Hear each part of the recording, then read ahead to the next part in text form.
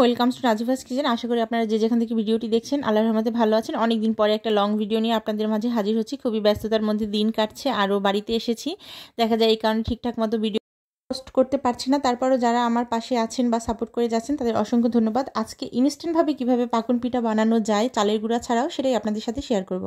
আশা করি রেসিপিটা আপনাদের খুবই ভালো লাগবে।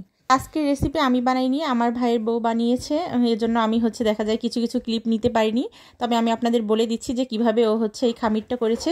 সুজি দিয়ে প্রথমে সেটা হালকা একটু লবণ আর অল্প একটু চিনি দিয়ে পানি দিয়ে সেদ্ধ করে নিয়েছে। তারপর এর মধ্যে ডিম আর বিস্কুটের গুঁড়া দিয়ে ভালোভাবে মথে নিয়েছে।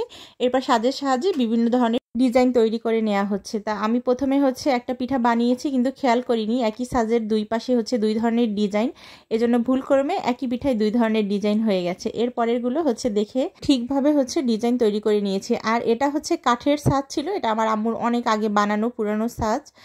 এতে মানে ইনস্ট্যান্ট খুব দ্রুত ডিজাইন তৈরি করা যায়, যে কারণে যারা ডিজাইন তৈরি করতে পারে না তাদের জন্য এটা খুবই সুবিধাজনক। দেখা যাচ্ছে যে অনেকগুলো পিঠা আমি এরকম তৈরি করেছি, মানে সাজ দিয়ে খুব দ্রুত। আর কিছু পিঠা আবার হাত দিয়েও ডিজাইন করে নিয়েছি, সেগুলো আপনাদের দেখিয়ে দেব। পিঠাটা মূলত চালের গুঁড়ো দিয়ে করলে বেশি ভালো হয়, মানে চালের গুঁড়োটা সেদ্ধ করে তারপর তার মধ্যে বিস্কুটের গুঁড়া, ডিম এগুলো দিয়ে মথে নিতে হবে।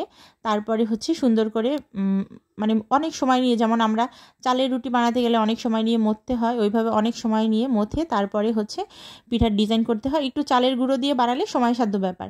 আর এই যে সুজি দিয়ে বানালে হয় কি, অল্প একটু সময় কষ্ট করলেই আটার খামিরটা বা ডোটা সফট হয়ে যায়, ঝামেলা করতে হয় না। যে কারণে মানে ঝটপট বানাতে চাইলে সুজি বেস্ট অপশন। এই যে দেখেন, আমি হাতের সাহায্যে আরও কয়েকটা ডিজাইন করে নিলাম। এই পিঠাটা বানানোর মূল উদ্দেশ্য ছিল, হুট করে রাতের বেলা ভাই বলল যে ও এই পিঠাই খেতে চায়। তা কি করবে, আমার ভাইয়ের বউ ও ঝটপট, ওই সময় তো আর চালের গুঁড়া দিয়ে লোকজনও কম ছিল, পিঠা তৈরি করা সম্ভব না, তাই ও এই বুদ্ধি কাজে লাগিয়ে অনেকগুলো পিঠা তৈরি করে নিয়েছে। আপনারাও ঠিক এইভাবে করতে পারেন, যে হুটহাট করে যদি পিঠা খেতে চান বা মেহমান আপ্যায়নে, কিন্তু এই পিঠাটা খুবই মজাদার পিঠা। অল্প সময়ের মধ্যে পিঠাটা দ্রুত তৈরিও হয়ে যায়, প্লাস এটা দুধে ভিজতেও কিন্তু খুব বেশি সময় লাগে না। এরপরে সব পিঠা এক এক করে তৈরি করে নিয়েছি আমরা। সেগুলো নিয়ে এবার দুইটা চুলা জ্বালিয়ে দেওয়ার পরে দুই দিকে ভাজা হয়ে গেলে এটা দুধের শিরায় ভিজানো হবে। অনেকে দেখা যায় এর মধ্যে বেশি পরিমাণে চিনি দিয়ে তারপর এভাবে তেলে ভেজে খায়, কিন্তু এটা দুধের শিরায় ভিজালেই সব থেকে বেশি টেস্ট আসে।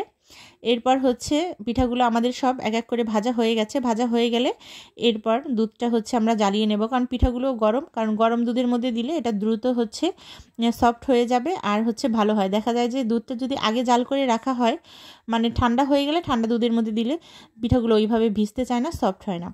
দুধের মধ্যে পরিমাণ মতো চিনি, শাল, এলাচ, দারচিনি আর কাঠবাদাম দেওয়া হয়েছে, কিশমিশ দেওয়া হয়েছে, কাজু বাদাম দেওয়া হয়েছে। তারপর জ্বালিয়ে নিয়ে কিছু সময় তারপর পিঠাগুলো দিয়ে দিয়েছে গরম অবস্থায়। এটা আর কিছুক্ষণ 1-1.5 ঘন্টার মধ্যে রাখলেই খুব সুন্দর ফুলে উঠেছে আর একদমই সফট হয়েছে।